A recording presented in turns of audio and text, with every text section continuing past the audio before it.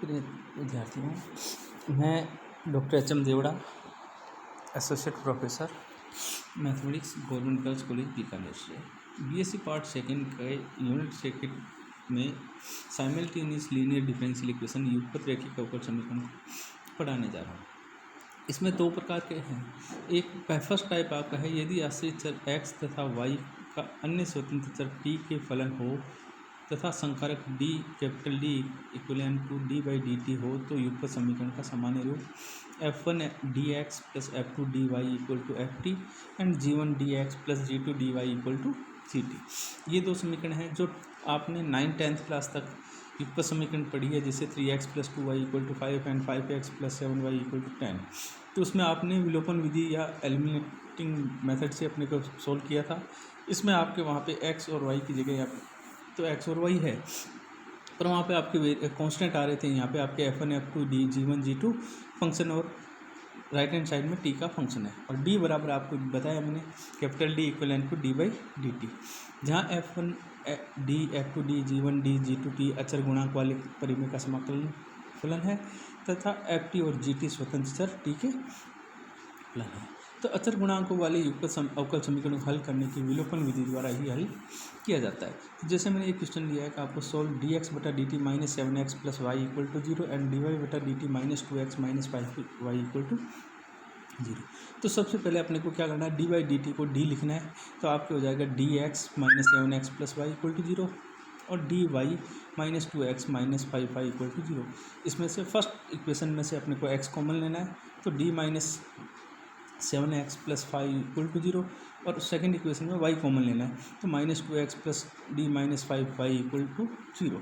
अब अपने को एलिमिनेशन मेथड, तो जो लोअर क्लासेज में आपने पढ़ा है कि इसमें से या तो x एलिमिनेट कर लो या y, तो मैंने इसमें कहा है फाइंड x, इसका मतलब y को एलिमिनेट करना है। तो पहली इक्वेशन को d माइनस 5 से मल्टीप्लाई किया और 2 में से घटा दिया, तो आपकी इक्वेशन में से घटने पर ये y का कोएफिशिएंट कैंसिल हो गया, तो आपके बचा d माइनस 7 d माइनस 5 का मल्टीपल प्लस 2 और पूरे ब्रैकेट में बाहर कॉमन x इक्वल टू 0।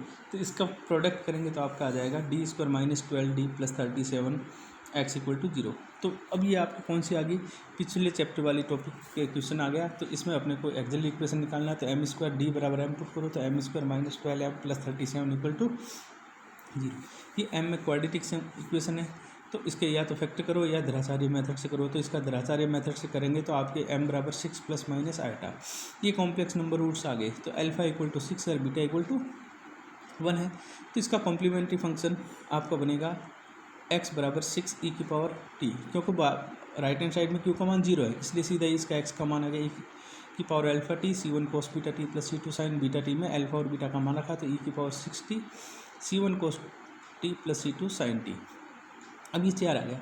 अब इसके बाद में आप चाहो तो फाइंड y कर सकते हो, x एलिमिनेट कर सकते हैं, या आप जैसे पिछले क्लासेज में के अनुसार अपने को dx/dt कर दिया, with respect to t differentiation कर दिया, और एक में dx/dt और x का मान रखा, तो उससे अपने y का मान निकाल लिया। तो समीकरण 4 और समीकरण जो 6 है ये युगपत अवकल समीकरण का हल कहलाता है। अब मैंने जैसे एक दूसरा क्वेश्चन लिया है जिसमें आपके राइट हैंड साइड में, फर्स्ट क्वेश्चन में राइट हैंड साइड में q 0 था, सेकेंड क्वेश्चन में राइट हैंड साइड में t का फलन दे रखा है, तो dx plus 2x minus 3y equal to t, dy minus 3x plus 2y equal to e की पावर 2t। वही वापस फर्स्ट इक्वेशन अपने बनाएंगे, उसमें x कॉमन ले लिया, तो d plus 2x minus 3y equal to t। Second equation में y कॉमन आ रहा है, तो minus 3x plus d plus 2y equal to e की पावर 2t। अब वही वापस फाइंड x करना है, तो x जब अपने फाइंड करना है तो a को d प्लस 2 से मल्टीप्लाई कर दो, 2 को 3 से मल्टीप्लाई करके और इसमें ऐड कर दो, ऐड करते ही आपके x का y का कोएफिशिएंट कैंसिल हो जाएगा। तो d प्लस 2 का होल स्क्वायर माइनस 9x बराबर d plus 2t plus 3 e की पावर 2t। अब इसको मल्टीपल करेंगे और इसको खोलेंगे एक्सपेंशन करके, तो आपका आएगा d² plus 4d minus 5 equal to d plus 2t का मतलब d का t के सापेक्ष डिफ्रेंशिएशन और 2t का मल्टीप्लाई करेंगे, तो 2t प्लस 3 e की पावर 2t प्लस 1 बन गया आपका। तो अब ये जब अपने पास फैक्टर आ गया तो अपने को क्या करना है इसमें, क्योंकि ये जो संख्या है, क्योंकि dt का मतलब हो गया 1, तो अब अपने ये जो समीकरण है 3 वो अचर गुणांक वाली रैखिक अवकल समीकरण या LDE है। तो इसकी वही एक्चुअली इक्वेशन d बराबर m पुट करता है m² plus 4m minus 5 equal to 0। तो m के दो मान आ गए, एक 1 आ गया और एक आ गया -5, तो इसका कॉम्प्लीमेंट्री फंक्शन हो गया। अब इसमें यहाँ x नहीं लिखा जाएगा, क्योंकि राइट हैंड साइड में q not equal to zero है। अगर क्यू जीरो होता तो यहाँ एक्स लिखते। अब अपने को इसका कॉम्प्लीमेंट भी निकालेंगे, पर्टिकुलर इंटीग्रल भी निकालेंगे। c1 e की power T plus c2 e की पावर माइनस 5t। अब पी आई निकालना है तो 1/d² plus 4d minus 5 2t plus 1 plus factor दोनों को अलग अलग कर दिया, 3e को कॉन्स्टेंट पहले ले लिया, 1/d² plus 4d minus 5e की पावर 2t।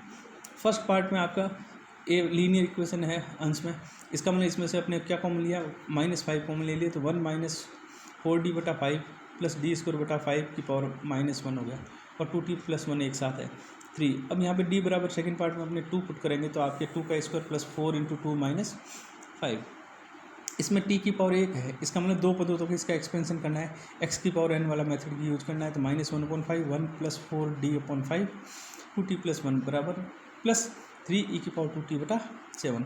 अब इसको 2t प्लस 1 को मल्टीप्लाई करेंगे तो आपका हो जाएगा 2t प्लस 1 एंड 4 का हो जाएगा 8। अब इसका अपने एलसीएम लेंगे तो 8 का हो जाएगा -1/25 10t प्लस 13 प्लस 3/7 e की पावर 2t।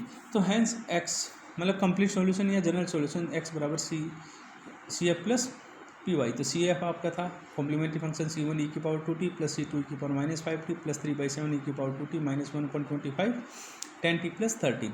ये जो समीकरण 6 है ये आपके युगपत समीकरण का हल आ गया, x का मान।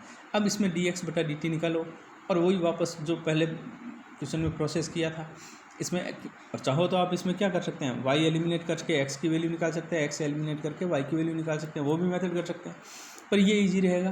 तो dx/dt निकाला और आपकी इक्वेशन 1 है उसमें मान रख दो और y इक्वल टू रखा और उसको कैलकुलेशन करने पर आपके ये मान आ जाएगा।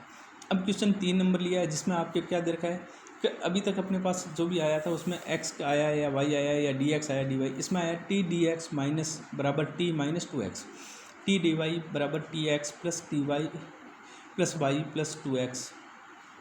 तो आपने इसको क्या करना है कि इसमें जैसे पहली इक्वेशन है इसको dx बराबर रखा तो dx को लिखते हैं dx/dt प्लस 2/tx बराबर 1।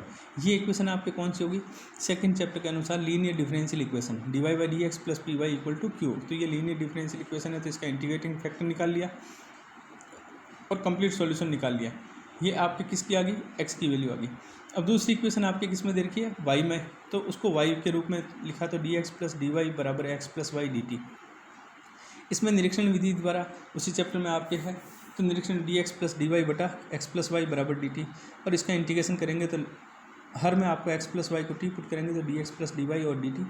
तो आपकी ये हो जाएगा log x प्लस वाई बराबर t प्लस log c2, तो x प्लस वाई बराबर c2 e की पावर t एंड y बराबर ये आ गया। तो x और y का जो मान है ये आपके इस युगपत समीकरण, और ये क्वेश्चन नंबर जो 4 है ये आपको कम से कम 3 बार आएगा। आपको किसी भी एक मेथड से सोल्व करना है। dx/dt equal to n y minus m z, dy/dt equal to l y minus n x और dz/dt equal to m x plus l y. तो सबसे पहले dy/dt को अपने को d लिखना है तो dx minus n y plus m z बराबर 0, n x plus dy minus l z बराबर 0, minus m x plus l y plus d z equal to 0। अब ये 3 इक्वेशन आ गई, तो 3 इक्वेशन में आपको थ्योरी ऑफ इक्वेशन में सोल्व किया था, परंतु इसमें अपने को ऐसा मेथड लगाना है कि जिसमें अपने वेरिएबल सेपरेबल से या डायरेक्ट इसका इंटीग्रेशन के फॉर्मूले यूज हो जाए।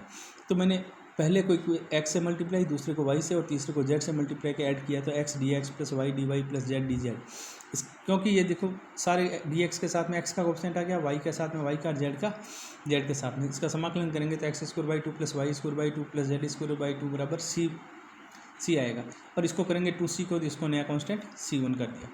अब दूसरे इसको अपने को गुणांक लिया मैंने, एक को l गुणांक लिया lmn, और तो आपको एक को l से गुणा, दूसरे को m से गुणा, तीसरे को n से गुणा, तो l dx plus m dy plus n dz बराबर 0।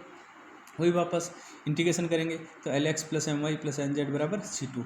अब तीसरे इसमें गुणांक ले लिया मैंने lx प्लस my और nz, तो एक को lx से मल्टीप्लाई, दूसरे को my से मल्टीप्लाई, तीसरे को nz से मल्टीप्लाई, और इसका आपका आ जाएगा l d x plus m d y plus n d z equal to 0। तो समाकलन करेंगे तो Lx² 2 plus My² 2 plus NZ² 2 बराबर c, और 2c को अपने लिख देंगे नया कांस्टेंट c3। अतः समीकरण 4, 5, 6 समीकरण 1, 2 तथा 3 का हल प्राप्त। अब इसमें आपके दूसरे प्रकार की युगपत समीकरण कौन सी है, जिसमें आपके आता है कि dx/p dy/q dz/r। तो पहले इसको फर्स्ट मानेंगे, एक सेकंड और इसको थर्ड।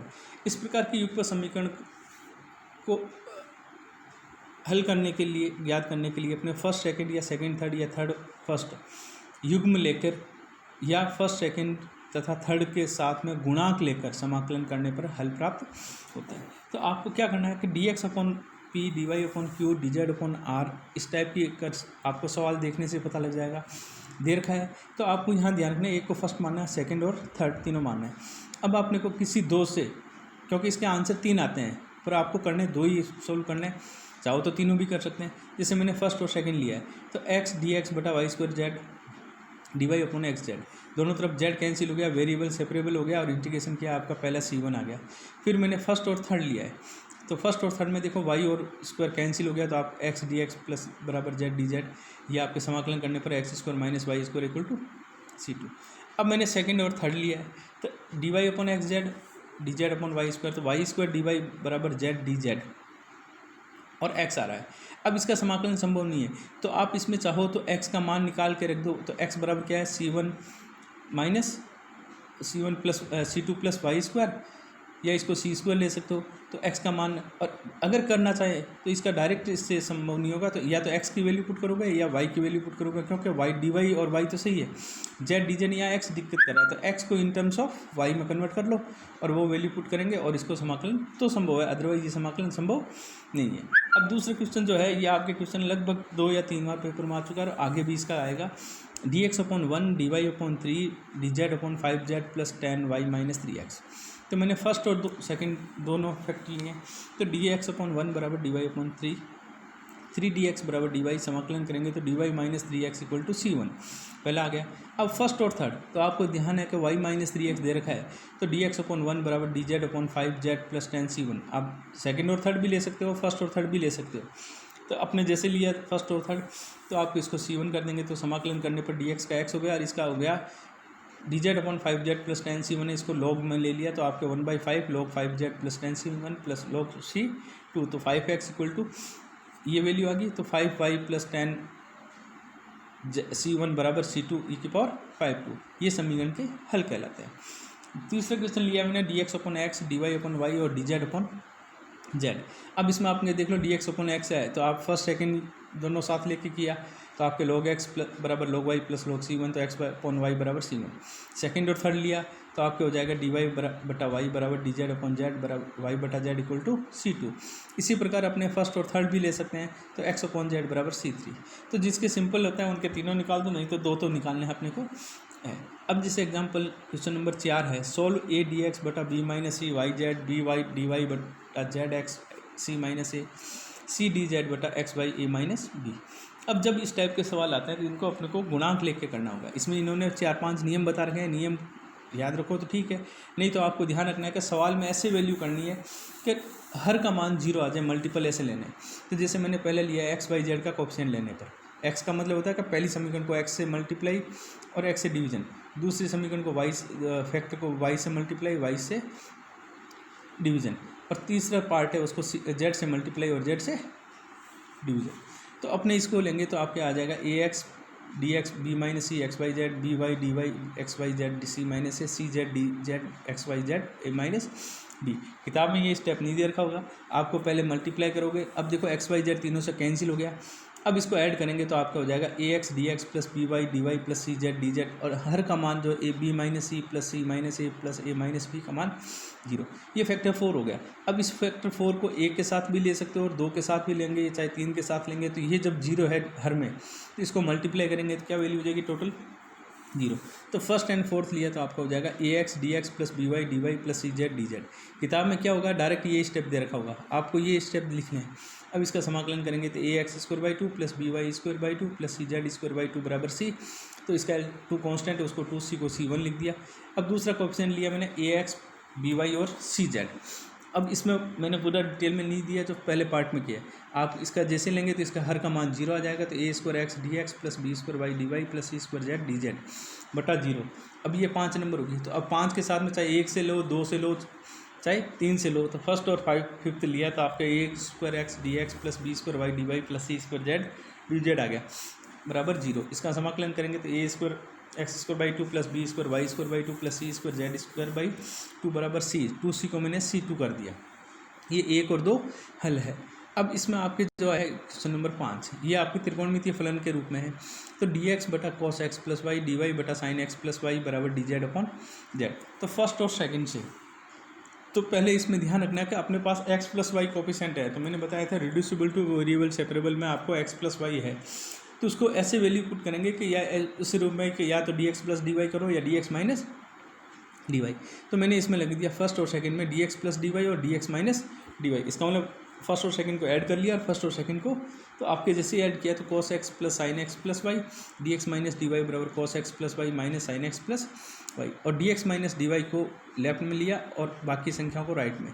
तो आप देखो कि यहाँ पे cos x plus y plus sin x plus y को t पुट करते हैं तो प्रतिस्थापन विधि से इसका समाकलन अंश में आपको गिवन है।